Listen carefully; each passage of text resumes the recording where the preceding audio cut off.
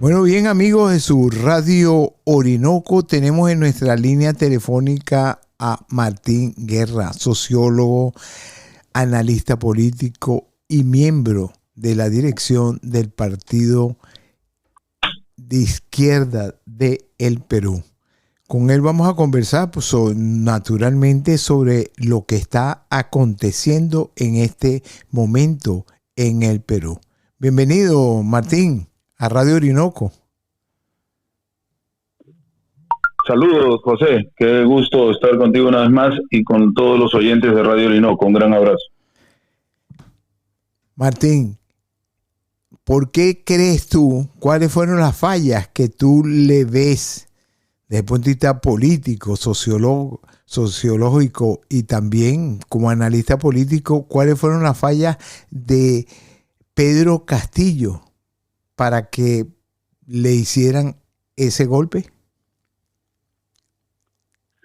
Bueno, enfocar las cosas desde el lado de los errores del gobierno es interesante, pero hay que señalar que desde antes de juramentar, la derecha tuvo una labor de desconocimiento del voto popular.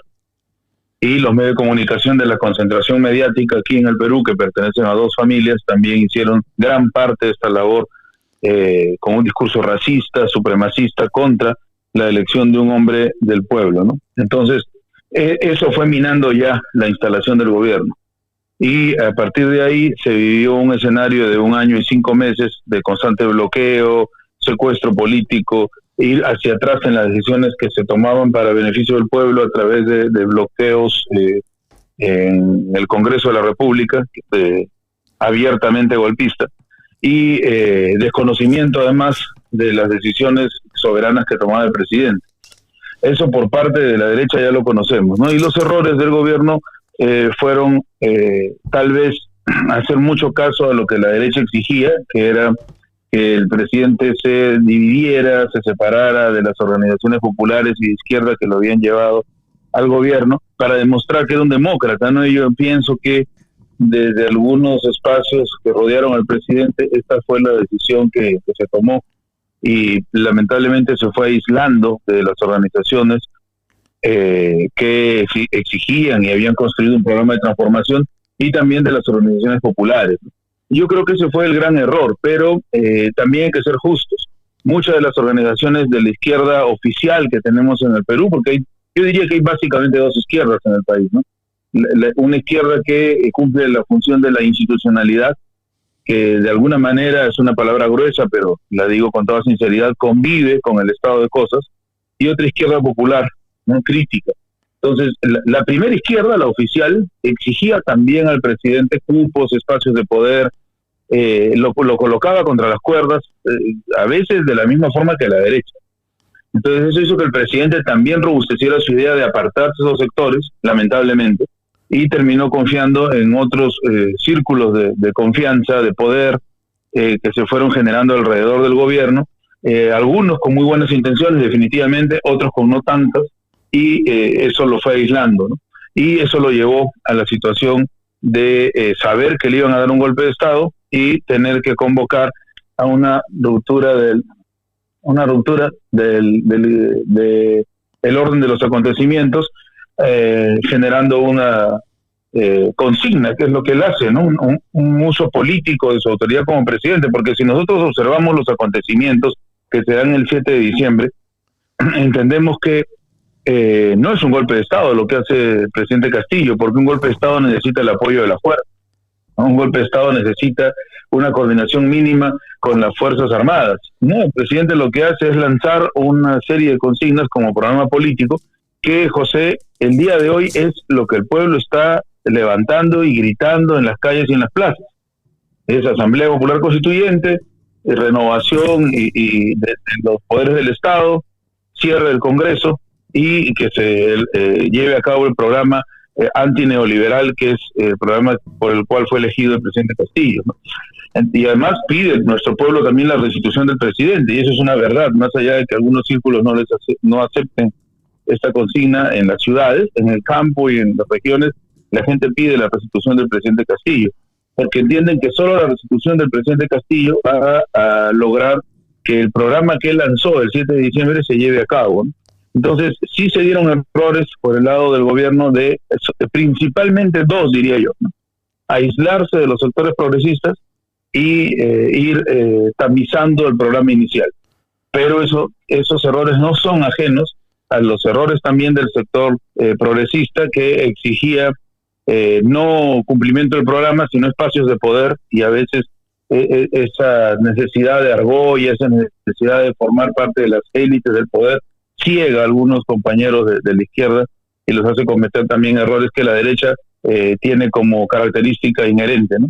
Y por supuesto el bloqueo derechista. Entonces los errores no se pueden entender sin tener en cuenta ese contexto de bloqueo de la ultraderecha y de ceguera a veces y entrampamiento que cierta izquierda oficial cometió, ¿no? Y ahora estamos en una situación donde el día de ayer se ha disparado contra nuestra población indiscriminadamente y han caído 17 hermanos peruanos y hay muchísimos heridos, decenas de heridos, hay cuerpos que todavía no se levantan de las plazas porque están impedidos de entrar los pobladores, los hospitales están saturados de enfermos de heridos de gravedad por balas disparadas al cuerpo a quemarropa, balas explosivas también se han utilizado. Entonces estamos en un momento muy grave de situación de dictadura, muy cruenta, y estamos aspirando a algo muy complejo, que es crear el Comando Unitario de Lucha, en donde la costa, la sierra y la selva, el norte, el centro y el sur puedan coordinar para generar un espacio de poder de organización más centrado y más sólido, ¿no? Porque con luchas espontáneas se va a desgastar nuestro pueblo y la dictadura se puede afianzar. Pero si echamos un poquito para atrás en tu análisis sobre los errores, si Pedro Castillo sabía que no lo querían en el gobierno, que le estaban preparando un golpe, ¿por qué él no buscó la forma de atrincherarse, de buscar una autodefensa, unas milicias populares que lo pudieran defender para así evitar lo que está aconteciendo hoy? Es que a diferencia de otros países que han tenido procesos nacionalistas, progresistas en nuestra América, Perú es un país que tiene una realidad muy compleja. No digo que la de los otros países no lo sea, pero aquí ha habido un trabajo de décadas de desmembramiento del movimiento popular y de empoderamiento, valga la palabra, no me gusta mucho, pero bueno, se presta para la ocasión, de los medios de comunicación enraizados profundamente en las ciudades con mayor densidad poblacional. Una de ellas es Lima. El Perú tiene 33 millones de habitantes, un poco más, un poco menos. Lima tiene 11, es la tercera parte de la población. Y aquí se ha dado una labor por décadas de aminalamiento de la personalidad de nuestros ciudadanos y de alienación muy brutal. Entonces, tener un discurso de formación de milicias o de pueblo organizado para apoyar al gobierno es inmediatamente entendido como una acción de terrorismo. Y es por eso que aquí cualquier cosa que uno plantee, inmediatamente le acusan de terrorismo. Tenemos varios compañeros ya acusados judicialmente de terrorismo. Se pide 25 años de prisión para ellos, por ejemplo, solamente por haber salido a activar contra el golpe, ¿no? Entonces, es muy difícil generar eso. Aquí lo que había que hacer primero era desarrollar un gobierno popular con algunas medidas interesantes, ¿no?, pero iniciales, de solución de las necesidades básicas, e ir creando un destacamento organizado, si se quiere un frente, un partido, ¿no? Entonces el presidente lo intentó. En los primeros momentos quiso crear una organización al ver que tenía problemas pues con tantas organizaciones de izquierda y de derecha que lo rodeaban. Quiso crear una organización, pero nuevamente el Perú es muy, muy complejo. El presidente es maestro. Entonces los profesores le exigieron que se creara un partido de profesores, y se crearon, José, dos, por lo menos dos. Había un tercer espacio incluso, y esos dos partidos de maestros le exigían al presidente que fuera él el líder de ambos partidos. Como comprenderás, era muy difícil para el presidente poder decirles no a los dos partidos y decirles sí. Y cuando los convocó a que ambos espacios formaran un solo contingente, no quisieron. Esa es una de las fragmentaciones que tiene la historia del Perú, probablemente por el gamonalismo, el régimen de haciendas que sufrimos durante tantos siglos, que crearon la idea de fragmentación muy arraigada en el país, en donde todos los líderes o lideresas, dirigentes de un sector ya creen que necesariamente ellos tienen que hegemonizar y estar a la cabeza de los procesos. Eso genera divorcio, división, y es muy difícil desarrollar luchas unificadas. Por eso se ve una izquierda tan fragmentada, que tiene más de 30 partidos y frentes, y cada partido quiere tener su propio frente, y cada frente quiere tener su propia acción de masas. Es una lucha por el hegemonismo, una canibalización terrible dentro de la izquierda y del progresismo, y con eso tenía que jugar el presidente también, eso es cierto. Entonces, las fuerzas progresistas no estaban en unidad, el presidente no podía plantear estos grados de unidad al pueblo. De hecho, creo yo que muchas cosas se pudieron hacer, ¿no? Comprendo tu pregunta. Definitivamente muchas cosas se pudieron hacer. También eso pasa por falta de experiencia, falta de organización partidaria. El presidente se alejó del partido que lo llevó al gobierno por la presión de los medios, por la propia presión del partido donde estaba, que al final terminó muchos de sus representantes votando la vacancia, y ahora se están lamentando, ¿no?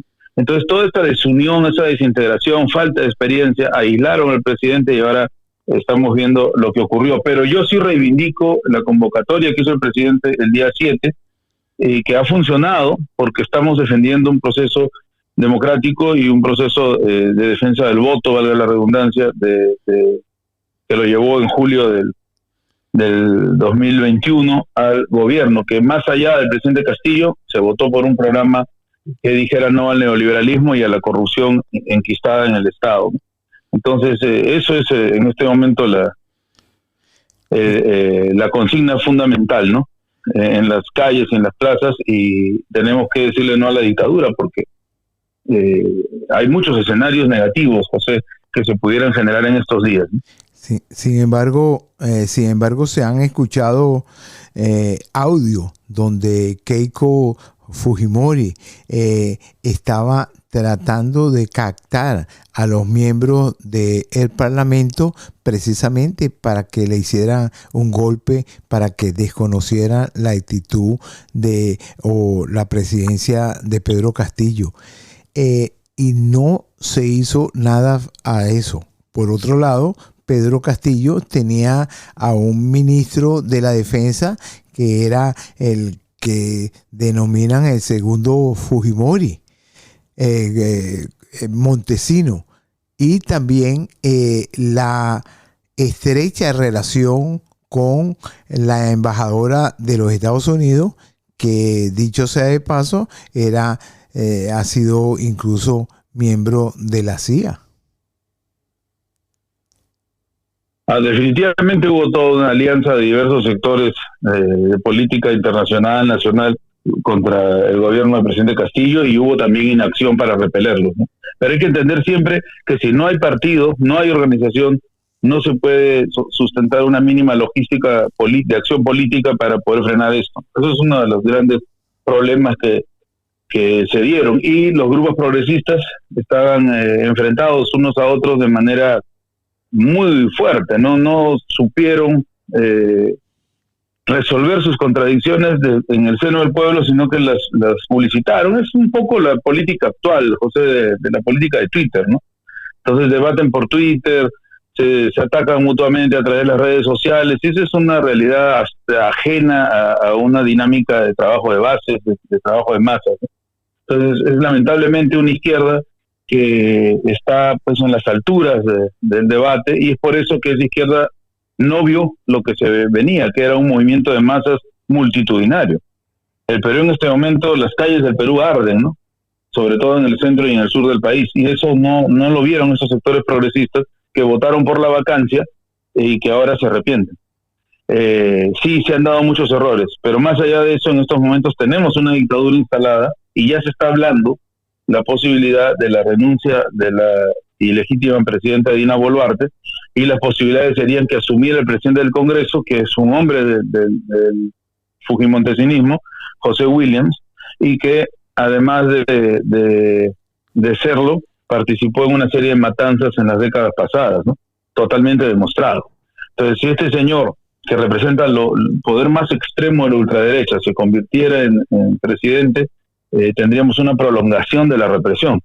Pero por ahí otros dicen, los que buscan siempre la salida institucional, que se podría cambiar la mesa del Congreso y ahí entra Keiko Fujimori de nuevo, que está presionando para que sea Marta Moyano, una de las lideresas más perversas del Fujimorismo, y que ella como presidenta del Congreso se termine convirtiendo en presidenta del Perú.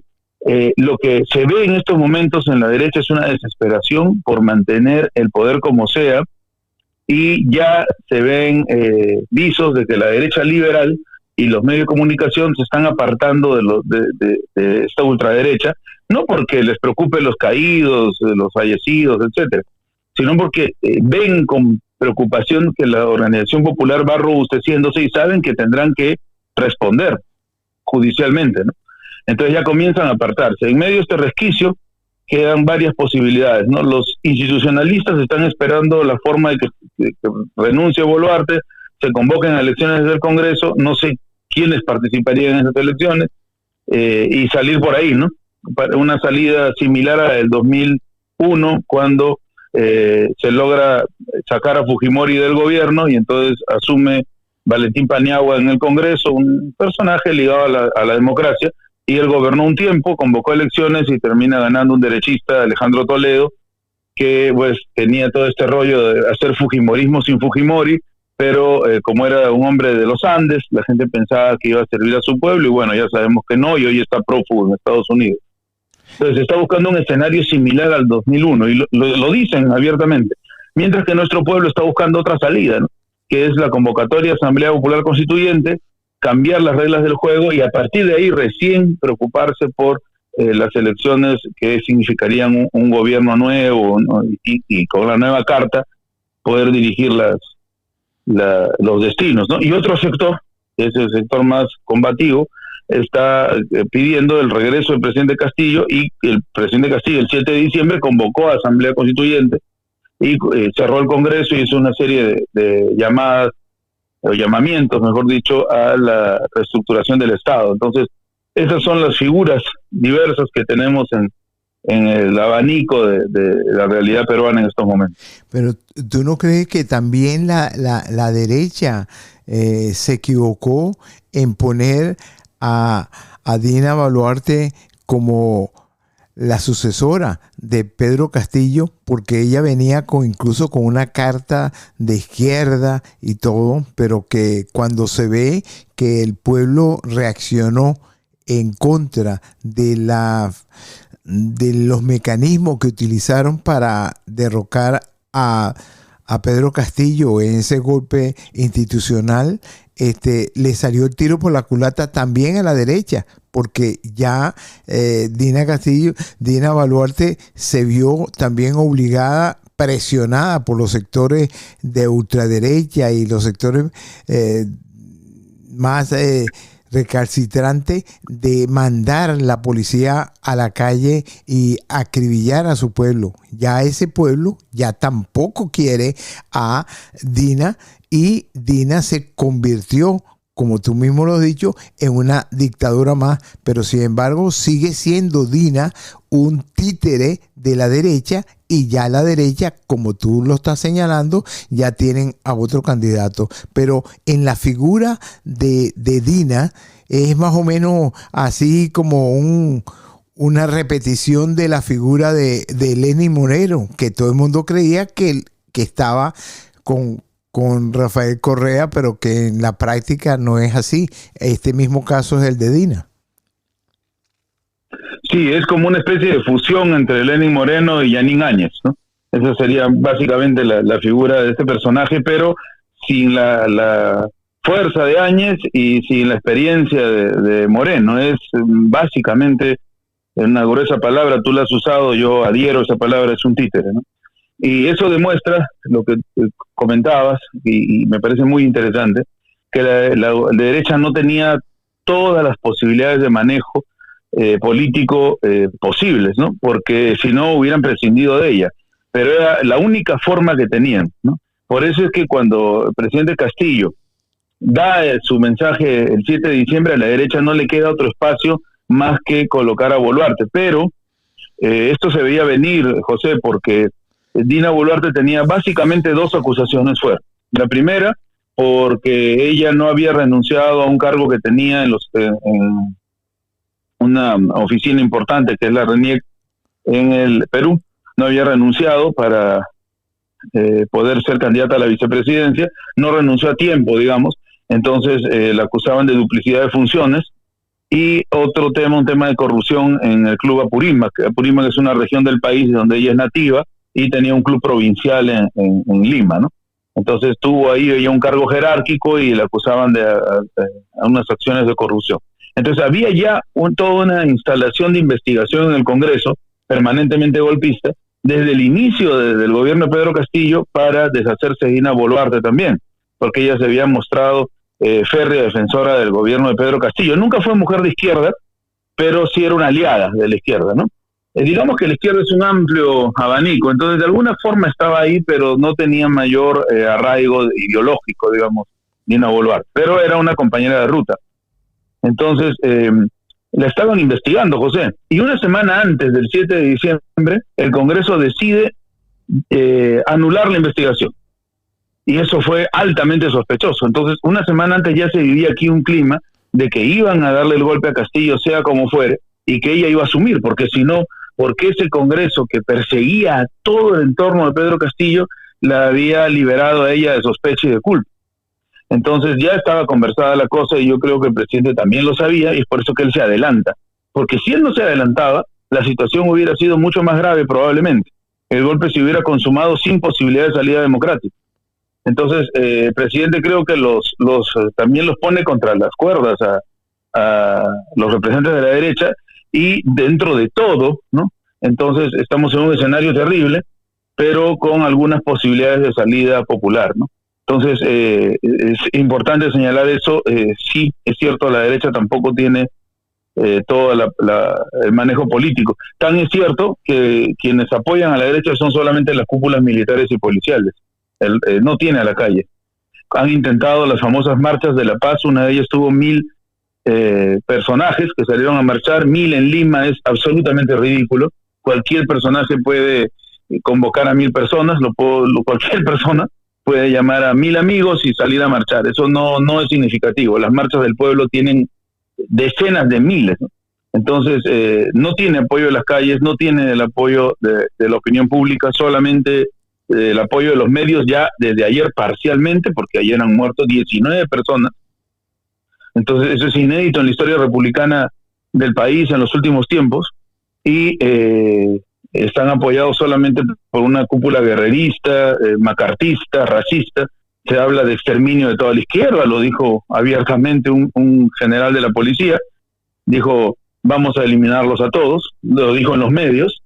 O sea, eso es lo que se vive en el país, ¿no? Entonces, es el único apoyo que tiene la derecha, y Boluarte está en el medio, ¿no? Anoche ya no salió ella a dar el mensaje a la nación, sino que fueron enviados ministros, ¿no?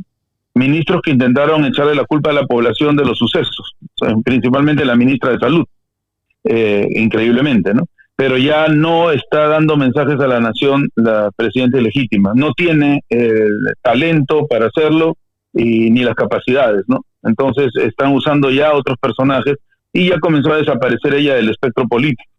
Entonces se vienen momentos de cambio fuerte en el país en las siguientes horas. ¿Y qué papel está jugando la OEA? Ahí, como siempre, donde se mete la OEA, hay golpe de Estado si el gobierno se tilda de progresista. Sí, las contradicciones son tan fuertes que como la OEA de todas maneras no es la misma OEA de antes, ¿no? Porque ahora tiene la presencia de gobiernos progresistas. Claro, está Almagro, definitivamente, pero igual al tener presencia de otros países en la interna, no puede hacer lo que le dé la gana.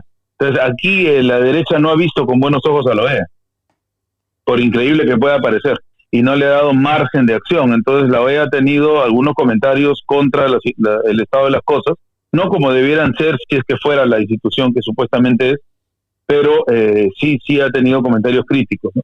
Entonces aquí no se ha dado ninguna cobertura de los medios a las acciones de la OEA y tampoco de las coordinadoras de derechos humanos, ¿no? Se ha hecho caso omiso de esto. Es como si lo que ocurriera en la vida real no fuera transmitido. Ahora nos vamos a los momentos, a los inicios de la protesta ante ese golpe de Estado contra el presidente Pedro Castillo. ¿Dónde comenzó? ¿Cómo se ha desarrollado? Y el tipo de organización que tienen esa protesta, porque hemos seguido que no es una protesta todos a la calle, sino que van gradualmente para ir agudizando esa crítica. Y cuando los mineros cierran las calles, después vienen otros. O sea, aparentemente se notan que están bien orientados. Bien. Cuando se da el golpe de Estado, que es un golpe de Estado, se inicia como un golpe de Estado congresal aliado con la Fiscalía, ¿no? La Fiscalía está dirigida por un personaje, una señora a todas luces corrupta, porque cuando ella llega a ser fiscal, tiene una hermana que es jueza y que estaba en investigación por corrupción asociada al narcotráfico. Investigada, no es que se dice, sino que ya se había iniciado una investigación. Y lo que hace la fiscal es disolver ese proceso, cambiar a algunos jueces, alterar el orden de la investigación y entonces salvaguarda a su hermana. Entonces tenemos pues que esa fiscalía no tiene el mínimo de credibilidad. Bueno, esa fiscal es la que se encarga de acusar en este momento al presidente Castillo y a todo el entorno de los luchadores sociales. Entonces el golpe lo dan estas dos instituciones principalmente, el Congreso y la Fiscalía. Luego se van a sumar, cuando el pueblo sale a las calles, que ellos no lo tenían imaginado, se van a sumar las cúpulas militares y policiales. Aquí, José, se llegó a hacer un acto absolutamente ilegal, como que la policía misma convoque una marcha. La policía convocó una marcha, utilizó todos sus canales de redes sociales, propagandas televisivas, salían uniformados convocando a la marcha hasta que se demostró que legalmente eso es imposible, ellos están prohibidos constitucionalmente para convocar marchas o para convocar acciones políticas. Y tuvieron que retroceder, pero por supuesto los medios de comunicación no los critican y no se ha iniciado ni una investigación contra las cúpulas policiales que plantearon la organización de esta marcha. ¿No? Así son las cosas, ¿no? Hay doble moral para juzgar. Luego ya, cuando el golpe congresal y de la Fiscalía busca el apoyo policial militar, entonces ya se establece prácticamente una dictadura cívico-militar, disimulada como una continuidad de gobierno.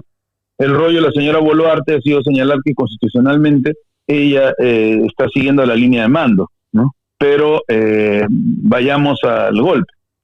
Ni siquiera tenían los votos para vacar al presidente Castillo, y además la vacancia se hizo express.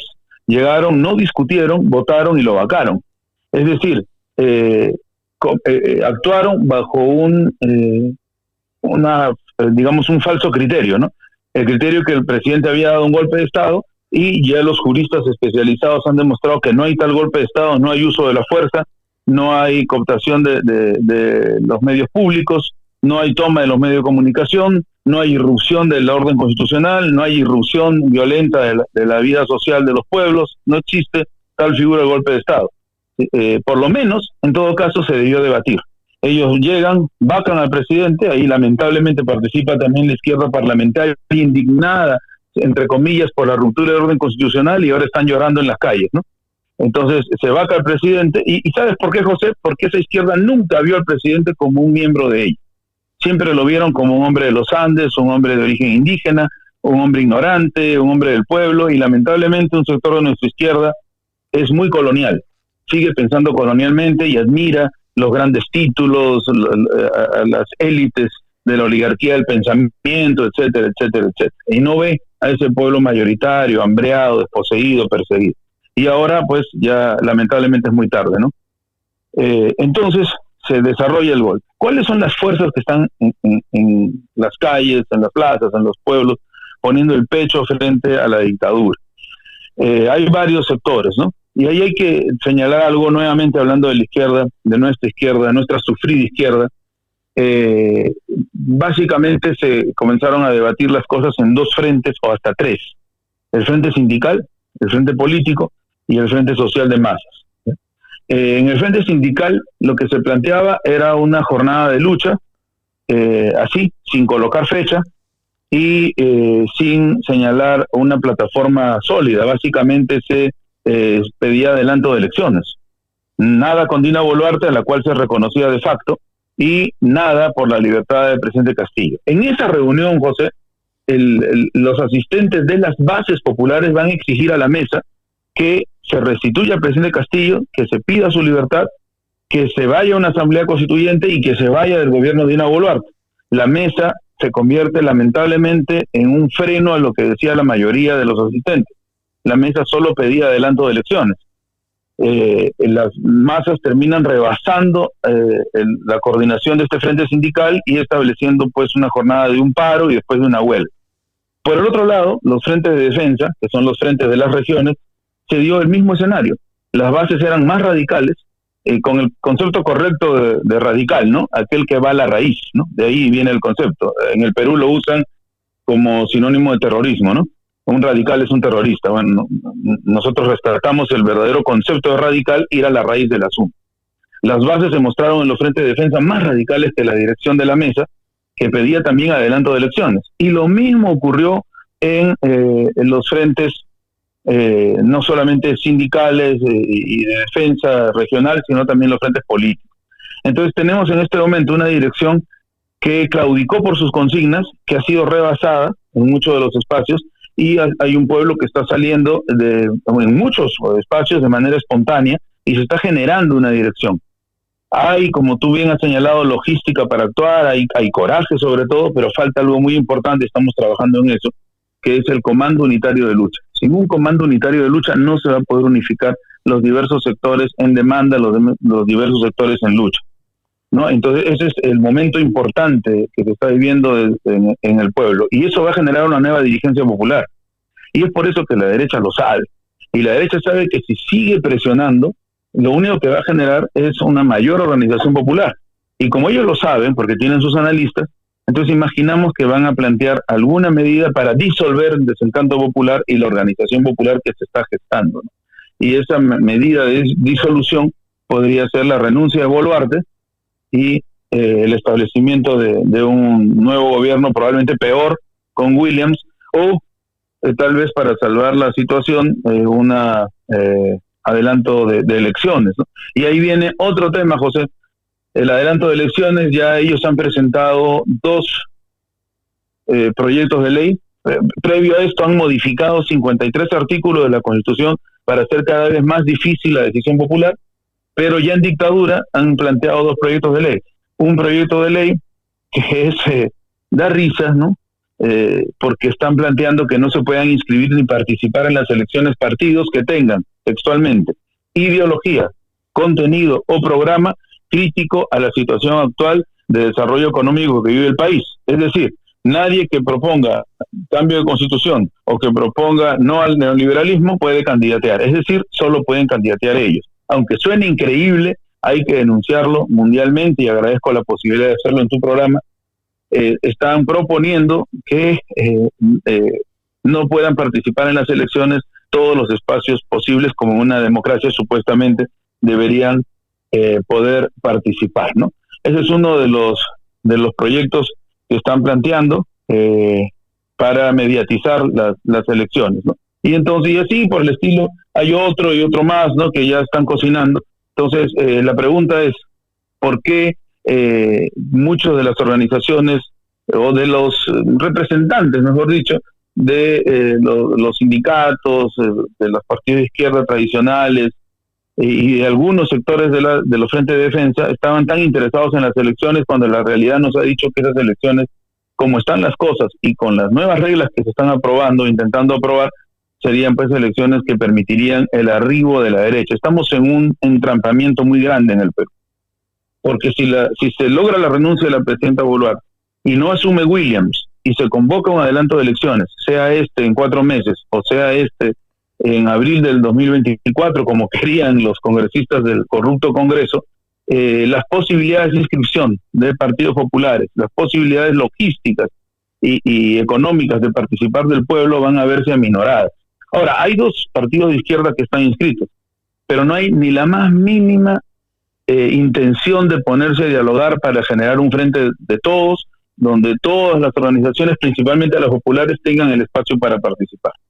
Entonces, en estos momentos hay mucha fuerza popular, se está gestando una organización más grande, pero el entrampamiento es institucional.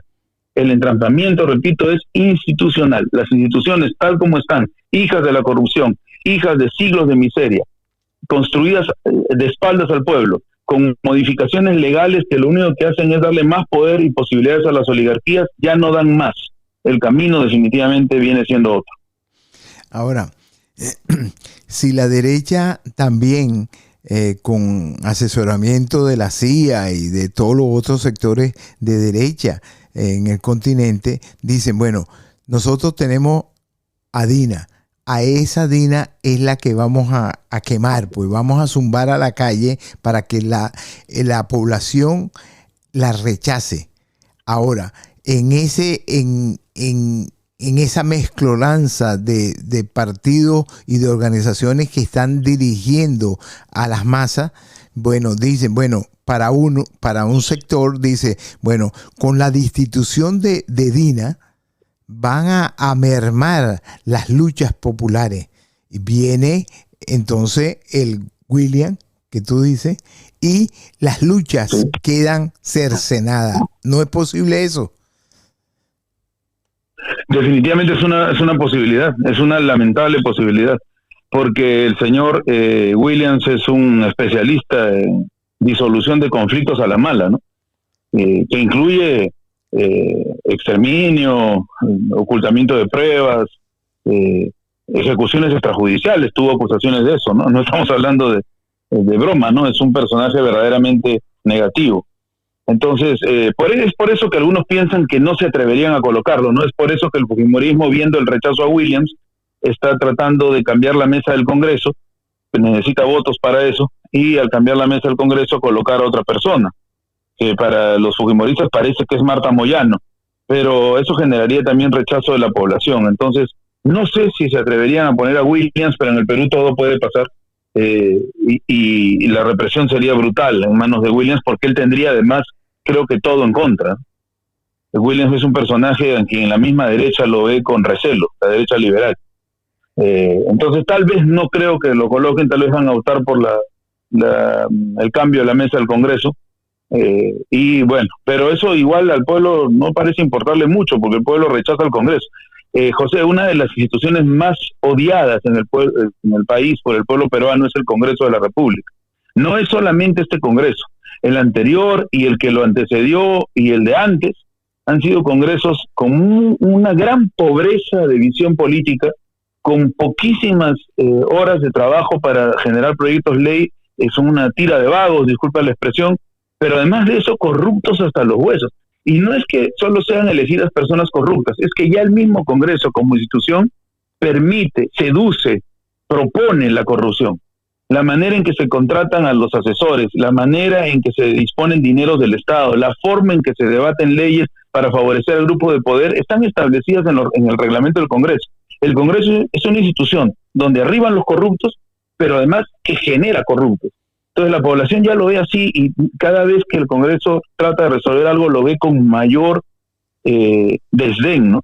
Entonces, asumir a Williams como presidente de la República podría ser tomado como la mayor provocación, y esto sí ya podría tomar las características de una guerra civil.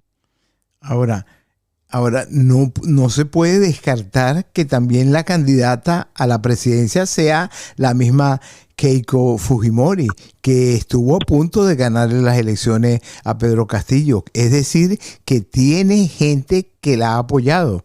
Y ahí sigue, porque el hecho de que vengan unas elecciones con cualquiera de lo que sea, no quiere decir que se va a unificar las masas populares, y mucho menos con esa izquierda tan deteriorada como tú la describes. Es posible que también traten de levantar nuevamente a Keiko Fujimori, que va a tener el apoyo de toda la derecha, para enfrentar a cualquier otro escenario. ¿No crees tú? ¿No hay esa posibilidad? Sí, Creo que sí. El fenómeno del fujimorismo se explica no de manera sencilla, pero podemos intentarlo brevemente, ¿no? Lo primero, cuando Fujimori llega al gobierno, lo que hace es aumentar el gasto social del gasto público, cosa que no lo había hecho ningún presidente. Pero obviamente no lo hace por bondad ni para ayudar a las personas. ¿Qué significó ese aumento del gasto social del gasto público? Eran dineros que se usaban para básicamente obsequiarle a las poblaciones más vulnerables bolsas costales de alimentos y nada más. Entonces lo que hizo el fujimorismo fue crear un colchón social de clientes, un clientelismo perverso, pero eso lo podemos explicar nosotros bien bonito. Pero cuando uno va a los barrios donde vivía esa gente muy humildemente, que recuerda que el gobierno Fujimori les llevaba estos alimentos, entonces ellos no van a entenderle porque no les interesa las explicaciones histórico-políticas, y no les interesa no porque sean ignorantes, ¿eh? Sino porque básicamente se les solucionó un problema, el problema de la alimentación. Pero claro, no se generó empleo, no se generó salud, no se generó vivienda, solamente se buscaba colchones de votantes fieles a través del clientelismo de los obsequios. Una segunda razón es que el fujimorismo representó un sector de la política peruana que no había entrado digamos, en concurso político, entre comillas, ¿no? Al ser Fujimori un tipo, entre comillas, de nuevo, no político, al ser Fujimori de un grupo, proveniente de un grupo étnico, por supuesto, no mayoritario en el país, y además que se le gastaban bromas, y el Perú es muy racista, ¿no? Y se veía a los descendientes de los japoneses también con cierto desdén. Pues eso también es importante, representó un sector marginal dentro de la política nacional, simbólicamente, porque en la práctica estaba pues con las grandes oligarquías y con los militares más reaccionarios, ¿no? Simbólicamente representó ese espacio marginal. Y además del aumento del gasto social, del gasto público, y de representar un sector marginado, el fujimorismo fue conservadurismo también. Conservadurismo en el concepto de familia, conservadurismo en el concepto de derechos sociales, conservadurismo en una serie de conceptos referidos a la religión, etcétera. Entonces, nuestro país tiene un grueso sector conservador por años y siglos de colonia, y por la manera en que nuestra república, ya independiente, se convirtió en un reflejo de la ideología hispanófila y colonial de esa época. Entonces, esos tres gruesos continentes hay que tomar en cuenta cuando uno analiza el fujimorismo. Es por eso que tiene cierto sector de votantes, no tan grande, José, como se piensa, porque hay analistas que han estudiado las elecciones del 2021 y contra todo lo que se piensa, habían otros dos candidatos de la derecha que estaban punteros sobre Keiko Fujimori. Ellos hablaron de fraude electoral. Nosotros pensamos más bien que planearon un fraude electoral para colocar a Keiko Fujimori con más votos de los que tenía. De hecho, existieron acusaciones gruesas de que el fujimorismo le había hecho fraude al candidato López Aliaga y a otros candidatos de la derecha. Y nosotros pensamos que el poder logístico de las oligarquías siempre han usado el fujimorismo, es decir, la derecha liberal ha usado su perro de presa, el fujimorismo, como arma arrojadiza cuando hay un intento del pueblo de cambiar el escenario histórico. Eso ocurrió cuando gana Fujimori. Fujimori gana principalmente por el apoyo que le da el gobierno de García Pérez, saliente, ¿no? Y los siguientes espacios donde el fujimorismo va a aparecer y se va a robustecer es cada vez que la derecha liberal tiene problemas para controlar un pueblo insurgente. El fujimorismo es el perro de presa, el fujimorismo es el matón a sueldo de la derecha liberal, pero ese matón a sueldo se ha organizado, ha copado poderes del Estado y ahora intenta prescindir de la derecha liberal, su aliado, que ya en las últimas horas ha estado mostrándose crítico a las matanzas para salvar su pellejo más que nada, ¿no? Entonces, pensamos que no obtuvo Keiko Fujimori el segundo lugar, sino probablemente un tercero o cuarto, pero eso se maquilló. Entonces no tiene tal poder en estos momentos, porque también es una nueva generación de peruanos y peruanas que han aprendido que el clientelismo no es la salida a los problemas, y eso se demostró gracias a la pandemia, ¿no? Entonces sí podría presentarse, podrían utilizarlo una vez más a Keiko Fujimori, y ella, por supuesto, sumarse alegremente a esto, entre otras cosas, para evitar la prisión, porque está enfrentando varios juicios, por corrupción, por ligación con el narcotráfico, etcétera. Pero no tiene tanto poder como se piensa. Pero sí, no es imposible que podamos volver a un escenario donde Keiko Fujimori una vez más fuera candidata a la presidencia de la República. lamentablemente. Ahora, el desarrollo de las protestas populares, ¿cómo se ha visto? Pues, ¿cuál ha sido la correlación de fuerza entre los sectores populares y los organismos represivos, que ha hecho como consecuencia tantos muertos, tantos heridos? La protesta se da básicamente a través de bloqueo de carreteras, que digan lo que digan los medios, hay que decir que los bloqueos se hacen con respeto, por turnos horarios, por momentos se deja pasar a los buses y a los transportistas. Nadie en su sano juicio podría pensar un bloqueo de manera distinta, y nuestro pueblo siente emoción por sus hermanos que trabajan en el transporte y por la gente que quiere moverse y que tiene que llegar a su lugar de destino. Así que los bloqueos se hacen por momentos. No, tampoco podemos aspirar, pues, como quiere la derecha, que ha estado satanizando a través de los medios de comunicación, que las personas, pues, aunque no lo creas, yo después voy a enviar a ti para que puedas difundir a tus redes un video muy chistoso que sacó un canal de la concentración mediática, donde se dice que está mal que los que marchan se cubran de las bombas lacrimógenas, que los que salen a protestar traten de evitar los humos y los gases de las bombas lacrimógenas, que las personas se ayuden o se solidaricen para, por ejemplo, poder romper un cordón policial, etcétera. Entonces, lo que plantea la derecha es que el que salga a protestar asuma las balas, asuma las bombas, asuma la represión, sin mover un dedo, ¿no? Entonces, ya da risa, porque eso es ilógico, atentan contra el instinto de supervivencia, pero básicamente las protestas se hacen muy organizadas, con bloqueos de carretera, con, digamos, una organización del tiempo para cesar en un momento, permitir el paso y después volver al bloqueo.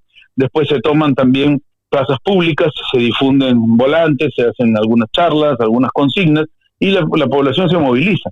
Pero como nunca se había visto de manera tan tenaz, los organismos represivos organizan también la infiltración. Hay muchísimos videos de miembros de la policía y un grupo que se llama el Grupo Terna, que visten de civil, que entran a cometer actos vandálicos para que ser filmados y que parezca que es nuestra población la que está atentando contra las construcciones públicas y los bienes públicos y privados, ¿no?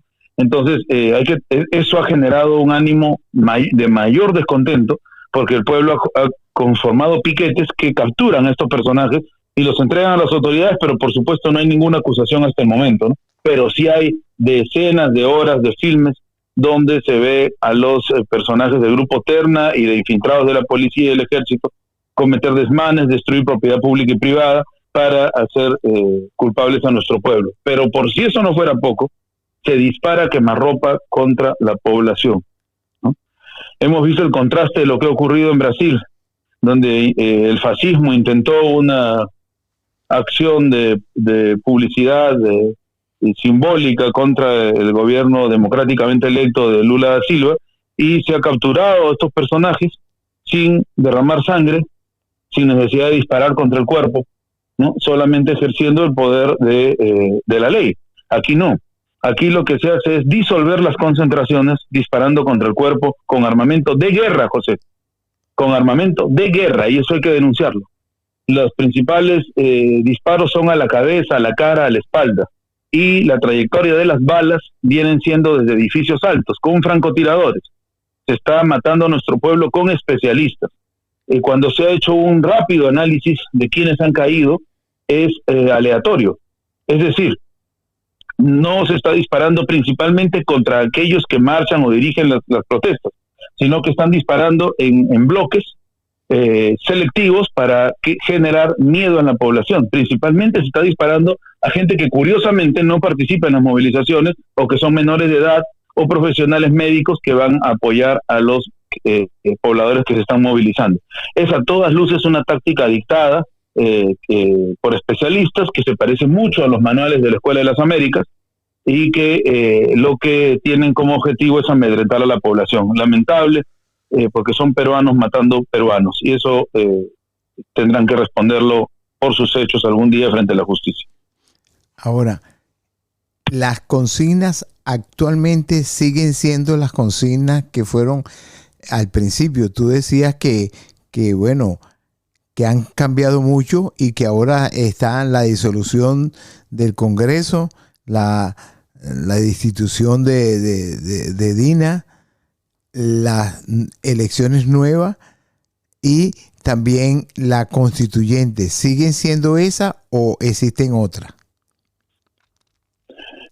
Bueno, como en todo movimiento social, hay sectores que plantean unas y que plantean otras, pero básicamente las que plantean todos son libertad para el presidente Pedro Castillo, convocatoria a una asamblea constituyente con poder popular. Esa colita es muy importante, porque ya estamos acostumbrados a las asambleas constituyentes, como la que hizo el mismo Fujimori, el Congreso Constituyente Democrático, y que sacó una carta alejada de los intereses del pueblo, ¿no? Entonces, esa es la asamblea constituyente con poder popular o asamblea popular constituyente. Otros le llaman asamblea constituyente plurinacional, como se le quiera poner el apellido, pero tiene que ser con participación popular. La tercera consigna, que es una de las que más aplausos causa, es el cierre del Congreso. Otra importantísima es la renuncia de Dina Boluarte, ¿no? Y la reforma del Estado. Y también está en otros sectores la convocatoria a elecciones, ¿no? Ahí sí hay discrepancias porque los que plantean convocatoria a elecciones, que ya se ha ido debilitando esa consigna, José, porque en la práctica han visto las nuevas leyes que se intentan sacar y las formas en que se competiría. Digamos que esa es una consigna que se desagrega de alguna de las anteriores, pero ya no es tan prioritaria. Las otras 5 sí son fundamentales. Repito, fuera Dina Boluarte, libertad para Pedro Castillo, cierre del Congreso, Asamblea Popular Constituyente, que se convertiría pues en la que permitiría la transformación del estado de cosas. Y bueno, esas serían las principales de las consignas que se claman desde el pueblo, ¿no? Y yo creo que no han variado en su contenido, sino que han ido cambiando en su orden de cosas, ¿no? Mientras más fuerte se ha estado poniendo el gobierno dictatorial, la consigna de fuera Dina Boluarte se ha ido colocando en el inicio de estas proclamas, ¿no? Pero en general todas las demás siguen vigentes. Bueno, amigos, seguimos conversando con Martín Guerra, quien es sociólogo, es profesor universitario, analista político y miembro del Partido de Izquierda del Perú. Y ahora vamos a hablar sobre el Partido de Izquierda del Perú y su participación o posición ideológica con relación a lo que está sucediendo actualmente en el Perú. Sí, el partido al cual pertenezco se llama Izquierda Socialista. Se creó justamente luego de una experiencia que tuvimos en la izquierda peruana, que fue inédita para la fecha, ¿no? Que fue la reconstitución de un frente de izquierda llamado el Frente Amplio, y que convocó por primera vez en la historia del país a unas elecciones primarias dentro de la izquierda. Y fue una actividad muy festiva, con mucha alegría. En costa, sierra y selva, los peruanos y peruanas constituían sus propias mesas de votación con mucho esfuerzo, casi con muy poco capital, pero con muchas ganas de hacer logística popular, y se participó en estas elecciones primarias. Se dieron 7 candidaturas. Nosotros tuvimos una de las candidaturas, por cierto, la única que habló de socialismo dentro de las 7. Los demás hablaban de gobierno democrático, de radicalizar la democracia, de cambio del estado de cosas, pero no tenía un contenido socialista como el nuestro. Bueno, no estoy criticando eso, cada quien tiene su derecho a generar su propio programa político y sus consignas. Y quedamos en el tercer lugar dentro de las elecciones primarias. Repito, el tercer lugar, pero hablando de socialismo, ¿no? Que en el Perú es a veces como decir una mala palabra, ¿no? Porque el macartismo, el terruqueo, como se le llama aquí, es decir, acusar a todo el mundo de terroristas, ha hecho que las palabras comunismo, socialismo, incluso patriotismo, sean vistas como palabras ilegales, ¿no? Pero a pesar de eso, se obtuvo un tercer lugar, y lamentablemente el Frente comenzó a hacer agua por intereses de cuotas políticas, de acuerdo a lo establecido. En el Perú hay, en la terna de candidatura presidencial, existe la figura del candidato presidencial y 2 vicepresidentes, el primer vicepresidente y el segundo vicepresidente. De acuerdo a eso se dijo que los 3 primeros votos de las elecciones eran el candidato a presidente, primer y segundo vicepresidente. Bueno, nos quitaron la posibilidad a través de un manejo de tener la candidatura a la segunda vicepresidencia, que era lo justo por las elecciones. Lamentablemente se hizo un manejo político para bloquear a los socialistas la posibilidad de estar en la terna presidencial, y tampoco hicimos cuestión de Estado, porque una de las cuestiones más importantes que se deben plantear desde la izquierda es la unidad en momentos álgidos, ¿no? Entonces, quejarse por un espacio de cuota política nos parecía vil y nos pareció rupturista, y seguimos pensando que hicimos lo correcto. Entonces, sí, igual participamos, sumamos nuestro esfuerzo, fuimos a las elecciones presidenciales y se obtuvo un tercer lugar en las elecciones presidenciales, ¿no? Ganando las elecciones los 2 primeros lugares, Pedro Pablo Kuczynski y Keiko Fujimori. Y entonces, frente a Keiko Fujimori, el Frente Amplio, y eso significó nuestra ruptura con el Frente Amplio planteó votar por Kuczynski.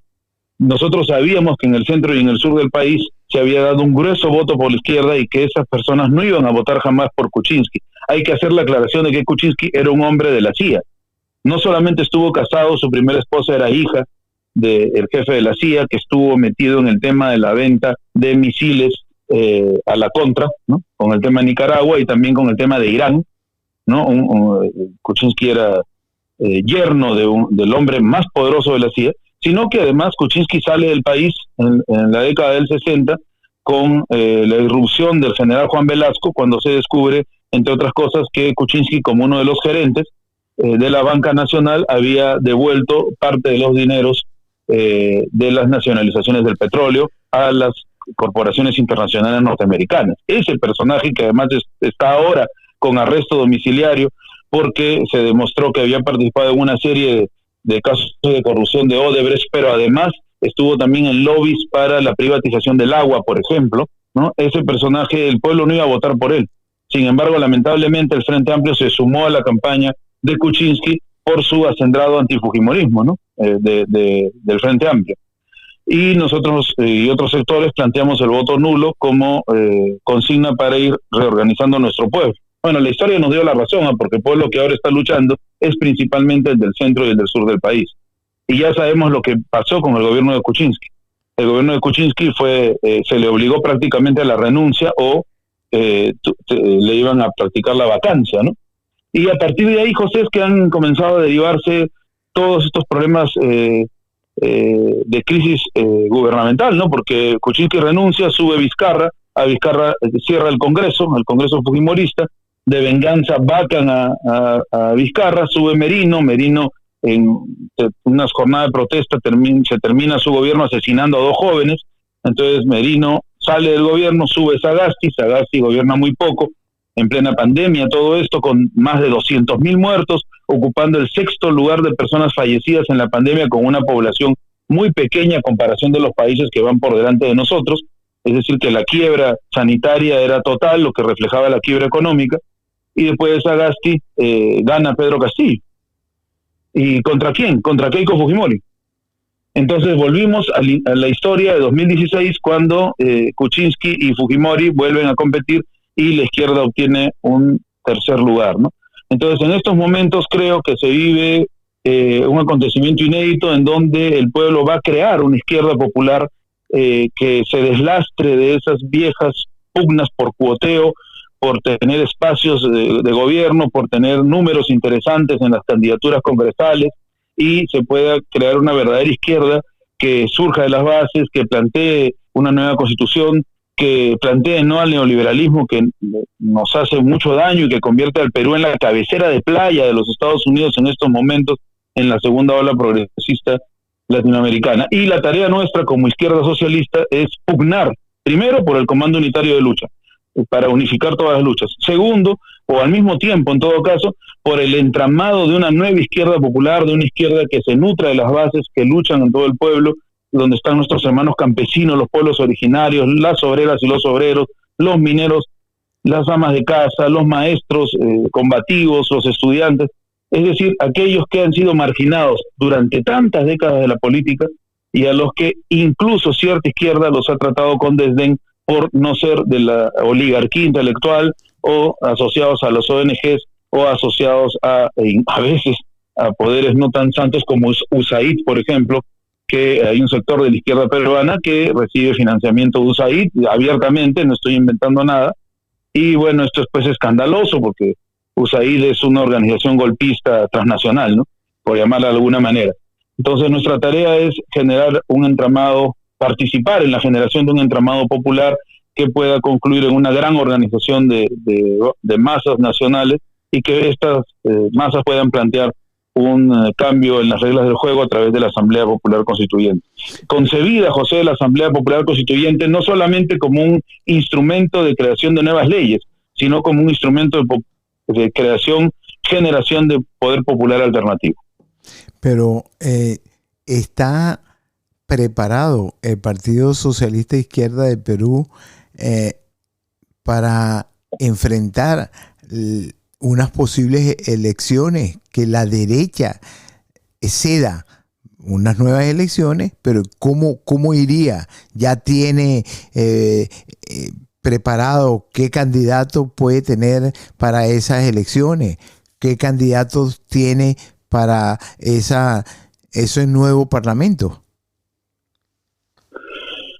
Bueno, en el caso de Izquierda Socialista no tenemos el tema de las nuevas elecciones como prioritario dentro de las cocinas de la lucha.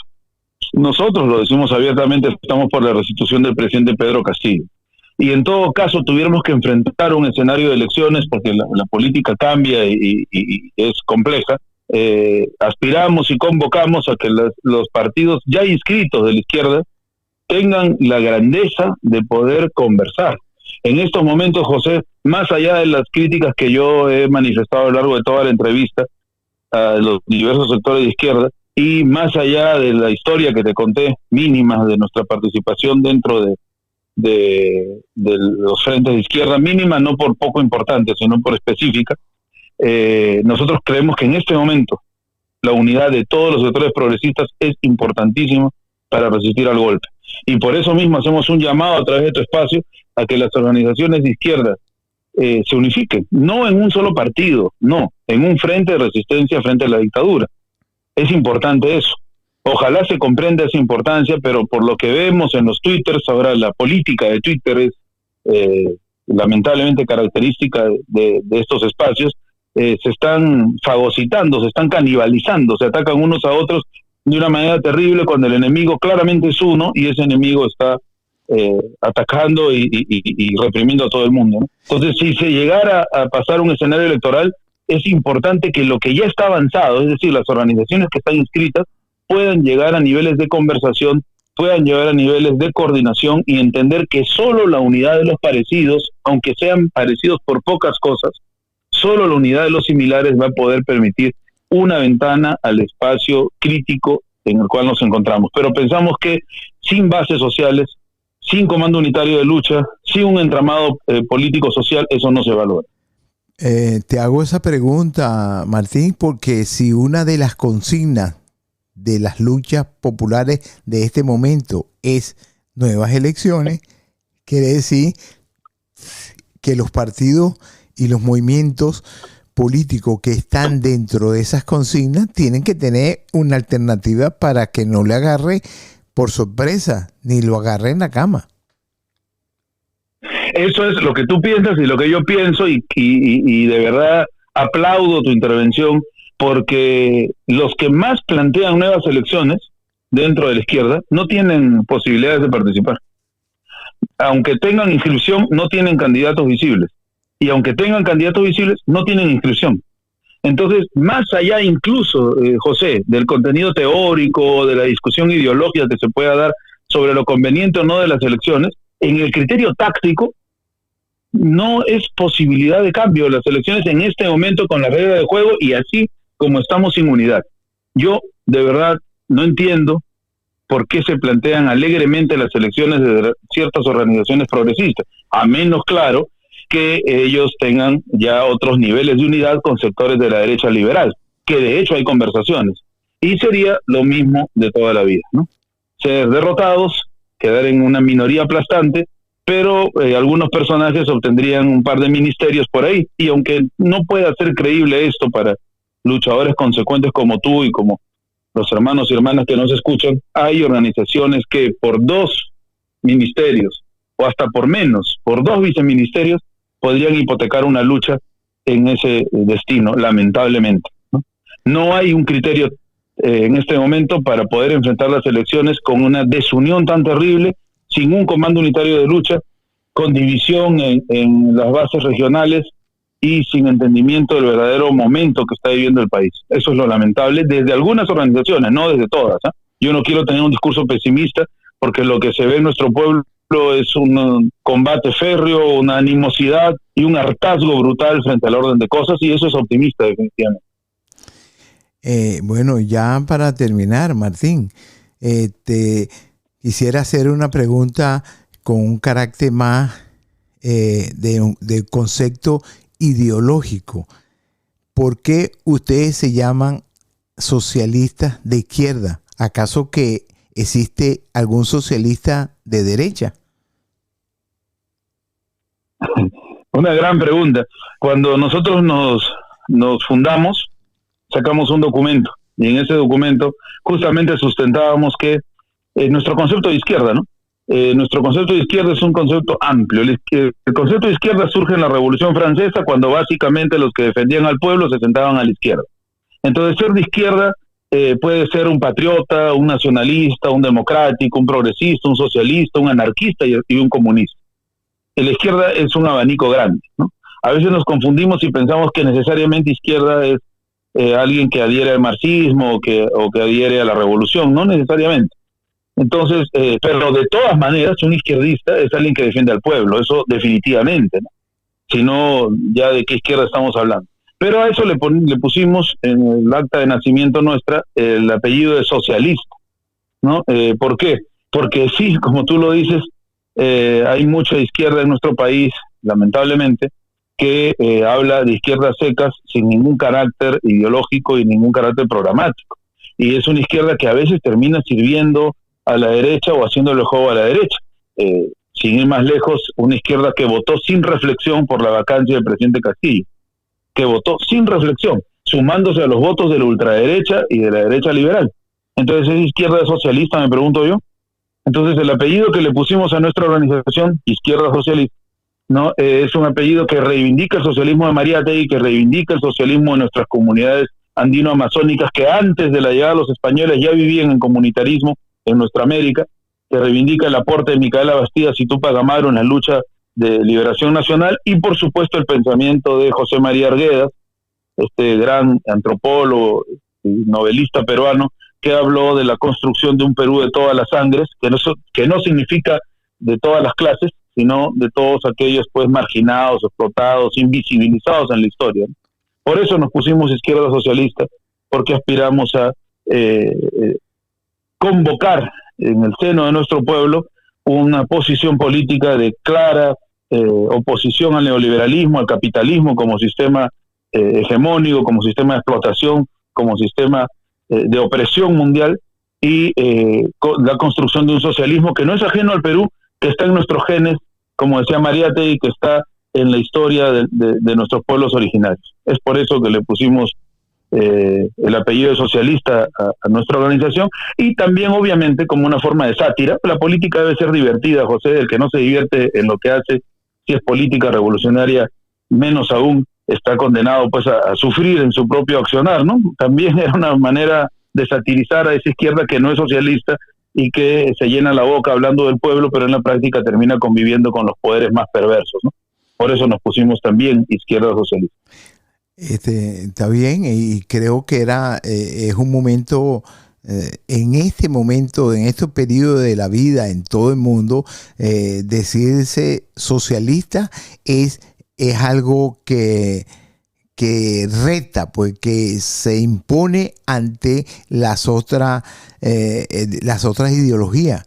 Lo que es malo es que los que se dicen socialistas en la teoría, en la práctica no lo son. Los que se dicen de izquierda, que está tradicionalmente concebida como algo un poquito cerquita al marxismo, a las luchas revolucionarias, a la lucha de izquierda, que se sientan también a la izquierda. Pero una cosa es sentarse a la izquierda y otra cosa es pensar con la derecha.